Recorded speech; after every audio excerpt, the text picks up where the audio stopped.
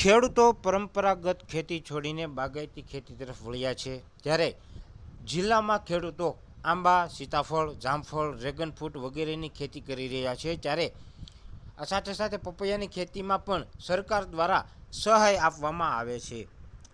બોટાદ સૌરાષ્ટ્રમાં ખેડૂતો પરંપરાગત ખેતી છોડી અને બાગાયતી ખેતી તરફ વળ્યા છે અને લાખો રૂપિયાની કમાણી કરી રહ્યા છે. ત્યારે બોટાદ જિલ્લામાં ખેડૂતો પપૈયા, આંબા, સીતાફળ, જામફળ અને ડ્રેગન ફ્રૂટની ખેતી કરી રહ્યા છે.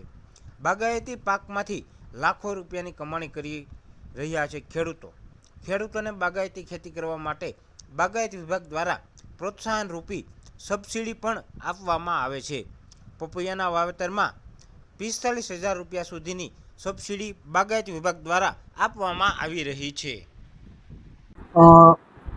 રાજ્ય સરકારનું બાગાયત વિભાગ છે હાલમાં ગ્રો મોર ફ્રૂટ ક્રોપ અભિયાન ચલાવી રહ્યું છે, જેમાં વધુમાં વધુ ફળઝાડનું વાવેતર કરો એવો આશય સાથે રાજ્યના ખેડૂતોને ફળપાકોના વાવેતર અને ઉત્પાદનમાં વધારો કરવા માટે પ્રોત્સાહિત કરવામાં આવે છે.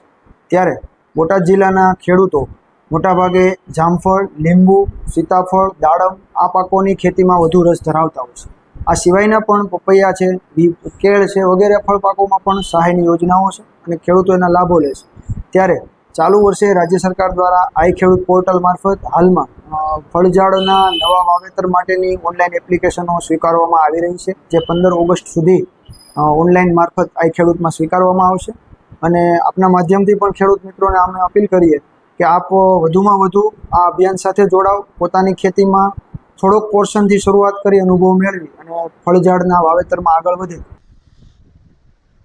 બાગાયત વિભાગ નિયામક બોટાદ અધિકારી જેડી વાળાએ જણાવ્યું હતું કે બોટાદ જિલ્લાને બાગાયત પાકમાં સૌથી મોખરે ગણવામાં આવે છે. ત્યારે બોટાદ જિલ્લામાં ખેડૂતો પરંપરાગત ખેતી છોડીને રોકડિયા એટીએમ તરીકે બાગાયતી ખેતીના પાકનું વાવેતર કરે છે. ત્યારે ખાસ કરીને બોટાદ જિલ્લામાં સીતાફળ, જામફળ, ખારેક અને પપૈયાનું મોટા પ્રમાણમાં વાવેતર કરવામાં આવે છે અને ખેડૂત બાગાયતી પાકમાંથી 1 વીઘામાંથી 80,000 રૂપિયાથી લઈને 1,20,000 રૂપિયા સુધીનું ઉત્પાદન મેળવે છે.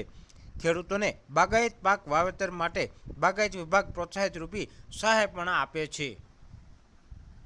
તો એમાં જામફળના ફળપાક ઉત્પાદકતા વધારવા માટે રાજ્ય સરકારની જે યોજના છે એમાં 1 રોપા દીઠ 80 રૂપિયા સહાય લેખે મેક્ઝિમમ 2 હેક્ટર સુધી આવી સહાયો મળતી હોય છે, જે હેક્ટરે અંદાજિત 38,000 થી 45,000 જેવી સહાય થાય છે, જે પણ સારી રકમ છે. પછી આંબાના વાવેતરમાં પણ એવી રીતે 1 રોપા દીઠ 100 રૂપિયા લેખે હેક્ટરે 40,000 એમ મેક્ઝિમમ 2 હેક્ટર સુધી સહાય છે.